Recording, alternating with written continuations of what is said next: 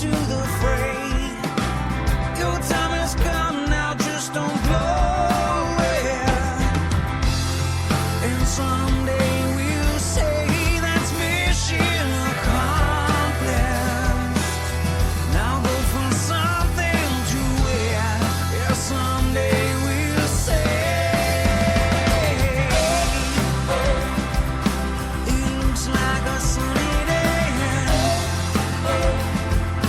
Nothing standing in our way. There's so much we wanna say.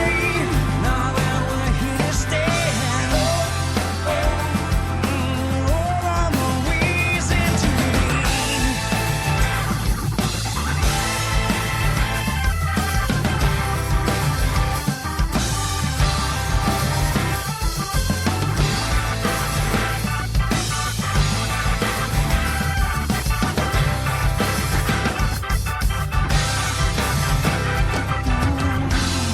And someday we'll say that's mission accomplished. Now go find something to wear. Yeah, someday we'll say it looks like a sunny day. Nothing standing in our way. There's so much we wanna say. Now that we're here to stay.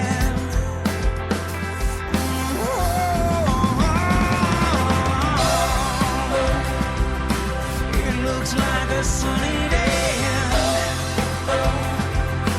Nothing standing in our way. There's so much we wanna say. Now that we're here to stay.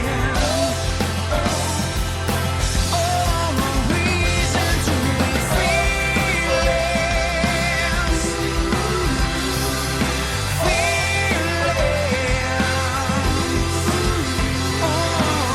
So much we wanna say.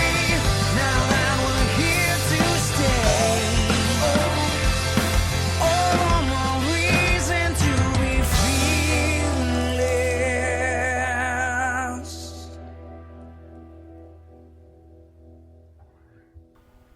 Screw Tape with Fearless. Now, this song, guys, to me was very 90s nostalgic feeling to me, between like vocals and the style of the song. Like, I mean, the guitar was really good.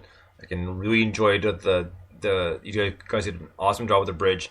But yeah, it just really stuck out, like 90s, like heavily influenced, but it sounded really good and kind of reminded me, especially from throwing in that keyboard, was actually really key to that song.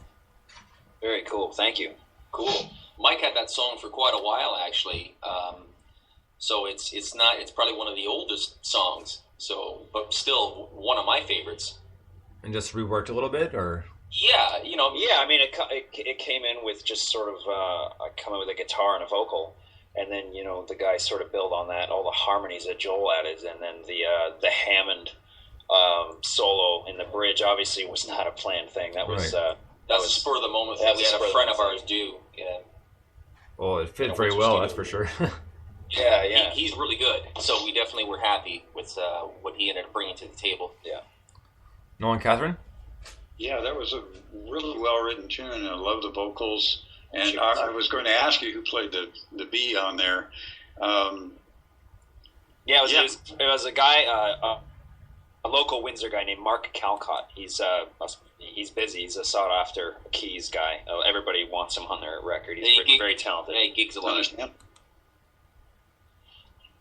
Yeah, is it my turn? Yeah. No, I think this song, I love this song. We actually listened to some of your material before the show just so we had an idea of who you guys were. And Sure. And this was a great example of what you were talking about, with the exception of the beat. I mean, your three-piece works so well. And what you were saying about, after having been in the business and you know how to write songs, and that was one of the things that Nolan and I really noted, that you guys really write a good song. Oh, And wow. I thought this one was just beautiful, and I love the harmonies, and everything that you guys talked about is really exemplified, I think, in this song. Great. Thank you very much. Well, You're welcome. We're proud of that one too. It's very nice. We have another one that's similar called Dear John too, and it's very, we think people would probably react to it the same way as Fearless.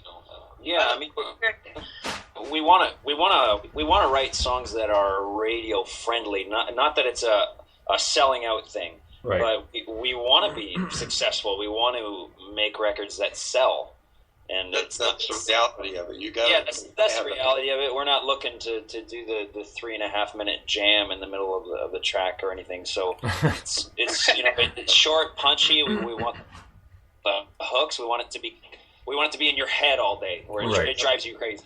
We're just fans. Oh, go ahead. That's perfect, and that's actually what Nolan said when we were listening to you guys. It's like, wow, there's a hook there, right hook. So it was great. We're big fans of that sort of. I don't know why there's so many people that it almost seems to come across a little snobby when it's like you're not allowed to like sort of mainstreamy sort of stuff. And we're big fans of the Beatles and all those huge hooks and really poppy, very mainstream. Yeah, it's mainstream, yes, but millions of people love these songs. So there's a reason why, and we're not by any means comparing ourselves to great bands like that. But that's kind of a basis. We have a base to. We're big fans of just popular music, and there's not a lot of that especially in the way the industry is right now. I have no problem with the way it is right now, but it's definitely very far away from what we're doing, and so we're happy that we stand out in a good way. Yeah, we're not the first trio to ever have 3-part harmony, but it's amazing how many people, other bands or people in the audience, come up to us after we're done a set and say how different and unique you guys are, and it's really, I think maybe it's just been a while, maybe, since people have heard a band that does what we're doing, which is sometimes you got to go backwards to move forward. No, you're absolutely right. 7 years, yeah, exactly. Music has been totally different, very polished, very what we all hear how music is right now. But I think people are starting to go back and listen to Sam Cooke and Ray Charles and Otis Redding and Van Morrison and a couple of white guys, and they're listening to these great singers just going, oh, right? Remember? Those are the songs that really stand the test of time. It's not, I mean, there's a lot of great songs out there, but unfortunately, I play in other bands, other cover bands, and I can't tell you how many newer songs we play, and they're good. Some of them are good and catchy, but always the classics. We all know that those songs are not going to stick around. 6 months from now, it's not even in our set list anymore. Right. But it's all the classics that stick around that, all the 20-year-olds love, and they're requesting, songs that, when their parents were kids or not even born. It's pretty impressive. Timeless. We're happy that there's a lot of young people that are into a lot of the good stuff, I guess. Right. Oh, yeah, they're listening. It's coming around again. A lot of kids love Zeppelin and Deep Purple and whatever, Pink Floyd. And oh, yeah. Like, how can you not? It's refreshing. Thank God for stuff like that. It's not all, Chris Brown or whatever. Right, exactly. Just before we get to our next song here, I was just thinking about this because I thought about this the other day because it was in the Rolling Stone app, was what Keith Richards said about Sgt. Pepper's, and I saw that as like, you have to be kidding me. He's like, that's one of the most influential, most beyond its time albums to come out, and you're saying it's rubbish? Like, oh, come on. Yeah, I mean, a lot of people. I was just talking to a friend of mine the other day about this because we had read that article, and a lot of people say Beatles or Stones, right? I'm sure you guys have heard this. Beatles or Stones? Right. Who's better? There's no competition as far as I'm concerned. The Beatles, I mean, I can't believe people say that, but when you've got, I mean, just the fact that you have Paul McCartney in your band, you've already won. Right. Let alone John Lennon and George Harrison. Like, come on, there's no. I mean, does Mick Jagger even sing anymore? He doesn't. It's all personal preference. And I know it's subjective. To make that comparison is pretty silly. There's no reason to Beatles or Stones. That's fine. Stones wrote a lot of really good songs too. But I mean, how many songs did they write in such a shorter period of time? Beatles. And I'm not trying to win over anybody, in that respect. But they don't need our help. From 63 to 70, or really less than 10 years, and meanwhile Stones have been around for over 50.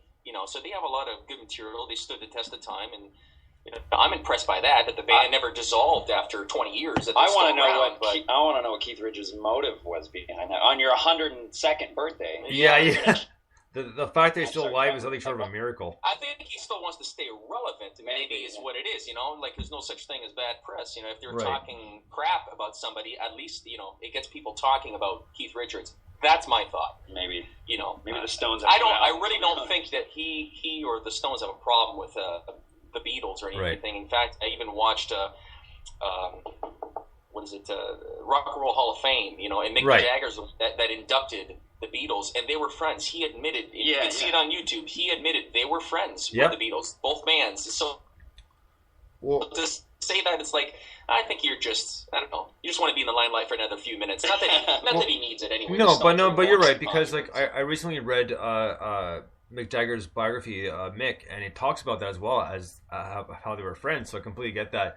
When I saw this, it's like, it's like pretty much a scream for attention. It's like saying that A Dark Side of the Moon was like a useless album, Sure. Yeah.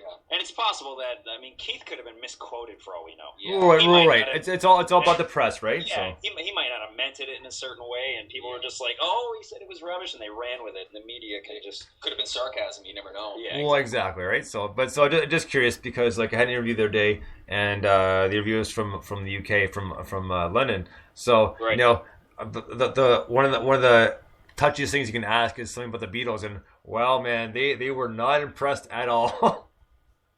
I'll bet. But it was still very cool. So we're gonna get to the next song on this compilation. This one's called by Tom Brooksby, and the song's called "Be My Saturday Night." How fitting, right? So. If you're out there in the darkness, I wrote this song for you, even though I don't know your name. And I know you're broken hearted and everything's gone wrong, and you're getting used to taking the blame. So tell me, please, won't you ease my soul when the night takes its toll? Honey, won't you be my rock and roll? Will you make it alright? Will you lead me to the light? Honey, will you be my Saturday night? Now my face is on the poster, my ass is on the stage. I've been down this road so many times before. So let me hear your voices and let me see those hands. Wanna hear you guys shouting out for more. So tell me, please, won't you ease my soul when the night takes its toll? Honey, won't you be my rock and roll? Will you make it alright? Will you lead me to the light? Honey, will you be my Saturday night? Times like these, I wonder to myself, how did it all slip away? Times like these, I wonder to myself, what would Bruce Springsteen say? He'd say, ease my soul when the night takes its toll. Darling, won't you be my rock and roll?